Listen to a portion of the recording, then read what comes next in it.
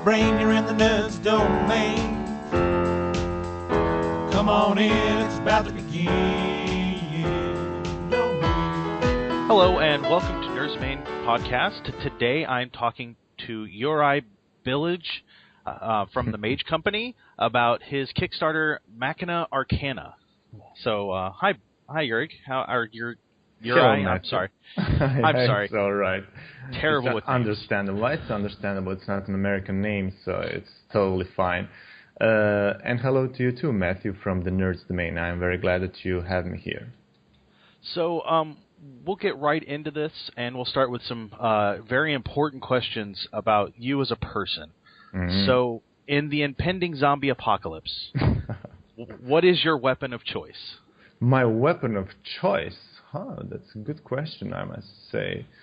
I would choose a blunt weapon, like, for example, how do you call it, like a sword, but not a katana type sword, but like a long sword. Yeah, something like a long sword. Okay. And given all of the science fiction that you know, what planet would you want to visit most?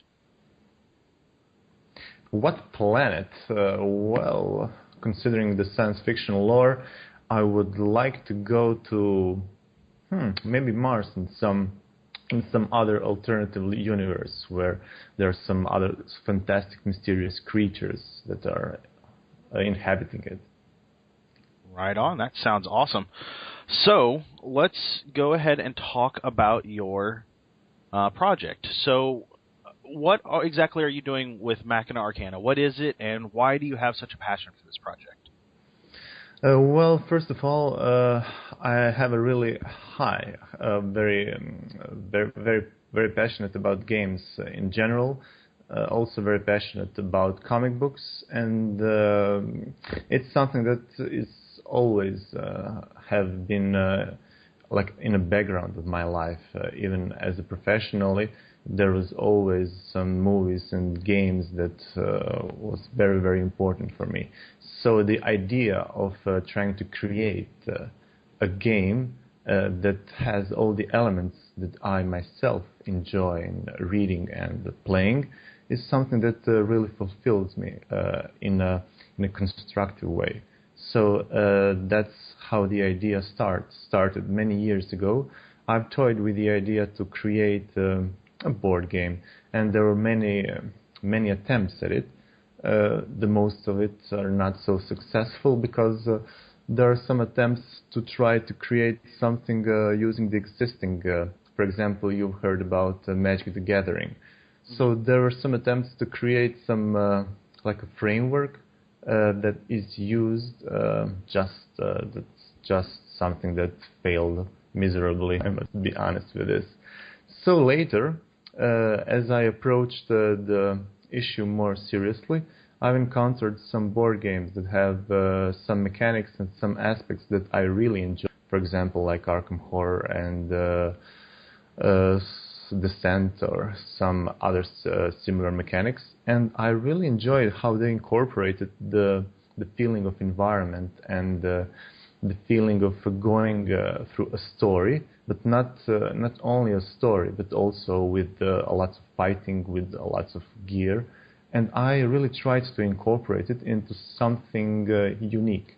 And so I came up with an idea to create a type of a dungeon crawler, but that can offer many layers of immersion. So cooperative, of course, and you can think of it as a dungeon crawler, but also, again, you can think of it as a story that you can read as you go through the game. So there are so many elements that we tried to incorporate into the game, not just some hack and slash type of gaming aspect, the storytelling and some other game mechanics. So the story in the game is actually a mix of steampunk and Lovecraftian horror, but also it's not like a clone of some Cthulhu monsters just put in one big bag. The idea is to create a setting, actually a growing world, so the players can learn for themselves about the world, and as they learn, about the world and the story of Machina Arcana,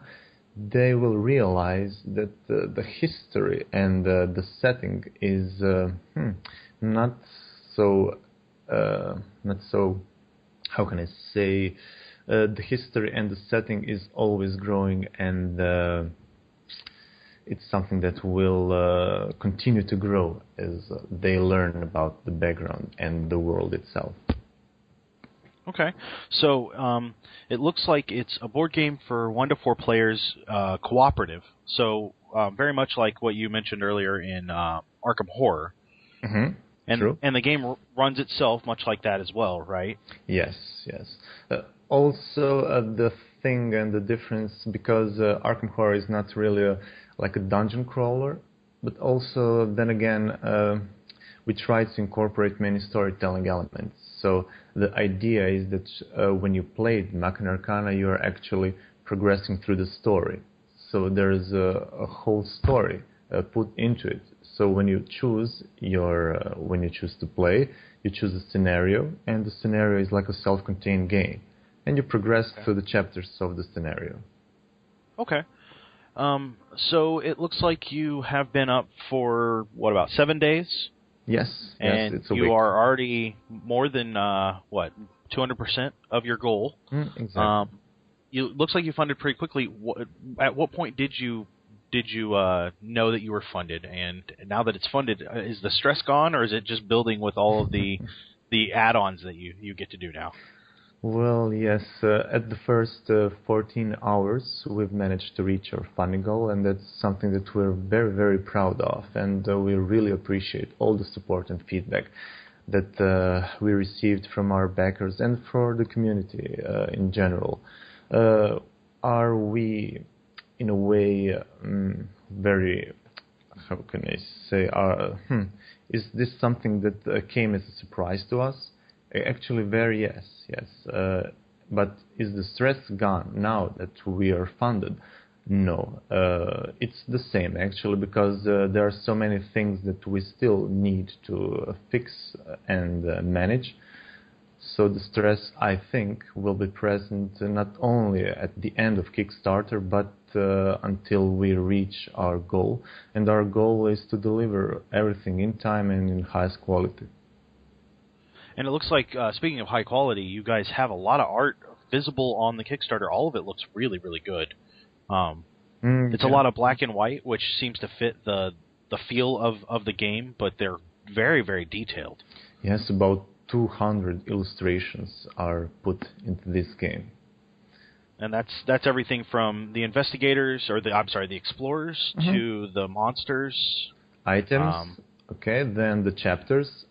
So when you progress through the story, each chapter has its own illustrations. So that's also something that we wanted to visualize to improve and enhance the immersion of the player. So what can you are working with the Mage Company, is that correct? Yes. And what can you tell me about? Do you work with them? Do they own the game, or is this just something that they're publishing for you? Well, they're running with us our Kickstarter, but it's totally something that we need to handle for ourselves. They really, really support us in every way possible, and their advice and their connections, and especially based on concerning distribution and logistics, are invaluable to us. Okay. So, do you have a company of your own that you have a name for? Actually, I think that it's going to be made during the next week, I presume. Okay. So, can you give us any hints of what you might have in the future? Will this game get expansions? Will we see another game from you? What can we look forward to? The main thing, the main focus of this point is to, of course, produce, deliver, and ship everything in time and in highest possible quality. Later, there are so many plans, also miniatures, expansions, other games, maybe also not only board games. We have some interesting ideas to port the game into mobile devices. Okay. So there are so many ideas, so many plans, but I'm going to be a little bit reserved on this matter and going to be a little cautious. So let's just go step by step. Okay, that makes sense. So it looks like the base game you can get for $50. Exactly. And that's just the core backer. You're going to get everything you need to play the game, but you're going to miss out on some extra special exclusive items through Kickstarter. True. Yeah, some bonus scenarios, some books that are going to be inside the exclusive box. Also, some additional dice that are going to be very nice. Also, some additional game content that is going to be exclusively only available for Kickstarter backers. And it looks like the exclusive box is available at $75, and that will get you quite a few extras. And then it goes all the way up to $575 that are already all gone. So that's encouraging, right? Yes, it's already gone at the first day. It's four slots. So it looks like you have everything from $2 where it's just supporting without really getting much of anything, all the way up to now a $210 where you get 3 of the exclusive games. That's correct. So where can we see you this year? Are you going to make it to any conventions with this to show it off, or do you have any plans? We've been already to a few conventions. How many? About 6 of them, yeah. We premiered the game at Liburnicon, one science fiction and fantasy festival in Croatia. And there were also other conventions, for example, Recon, Infogamer, and the most important conventions that is most famous in Europe is Essen Spiel. So oh yes, we were there and we had a lot of fun. Excellent. Will you be making it over to Gen Con next year for us over here in America? I would certainly hope so. That would be something that, wow, it would be a dream come true in a way. So, I really like the look of the game. And in fact, I contacted you guys, I don't know, a month ago asking about it when I stumbled across it on the internet. I think everything here looks great. I think you're really grabbing the idea of steampunk Cthulhu, and I know that you guys explore beyond that, and I like that too, but I think that feel is really, really here. I appreciate it. I highly suggest any of our listeners to at least go over and check it out. As always, I have a tiny URL for you. It's tinyurl.com/Machina Arcana. It's MACHINA There, lots of A's. But you guys should check that out. We can also find you over on Facebook, right? True. And at Machina Arcana on Twitter, and then your webpage is machinaarcana.com. Yes. So it looks like you guys are all over the place, and this game looks beautiful. The art is just like you said, dark and very, very steampunk. I like all the investigators. They look very much like they fit that world. So I'm excited about it. Thanks for the compliment. That was the idea, not to have some like eye candies that really look like some fantasy type of things that are really, I don't know, something that can even kids play. We actually tried to make a horror board game that the kids will maybe see and be, oh no, I cannot play this. It's a little bit dark, too dark for them. Also, there are some symbols and some of the stuff that we tried to make it even more darker with some occult symbols and archetypes that are also present in the game. I think you've done just that. You've done an excellent job. So, unless I've missed anything, I think that'll do us. Do you have anything else you would like to point out? Well, we have our gameplay video already available. Also, our manual is free. The idea is to totally be transparent concerning this game. There are also some tutorials, video tutorials that are available to see how the game not only plays, so how can you play the game. Besides these things, there are also some introduction story already available on our website that the interested parties can read for themselves. What can I also say about some of the elements of the game? Well, we have some of the reviews already from Digiboard Games and from Board Game Quest. We've sent a few prototypes around the world, also of Dice Tower. Hopefully, Dice Tower preview will also be available during this day or the few of the days that are coming ahead. So already the game is reviewed by the esteemed organizations. The manual is all in the open, gameplay videos, so we have nothing to hide. We have countless hours of playtesting and presenting the game through many conventions. So we have also a few galleries, of course, that we've made during these convention times.